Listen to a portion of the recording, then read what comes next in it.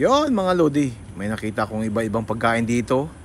Yan, so may crab meat sila, kung ano pa. Grabe, daming pagpilian, no? So niluluto yung sausage, so kita nyo naman, ganyan magluto si Abang, oh. Yan. May mga hotdog, kung anong tuhog, may mga baboy, may manok. Ano, pwede ka pumili kung ano gusto mo. Mayroong mga mushroom, iba-ibang klase. Kaya mapakatakam ka mga lodi sa sobrang sarap ng kanyang tinitinda dito. Yan, oh. Ito yung gusto ko. May halo pang ham yan. Kita nyo naman yan. Palagdag natin kay Abang sa swabe yan. Kita naman ito yung in-order ko mga lodi, oh. Yan, oh. Napakasarap nito, oh.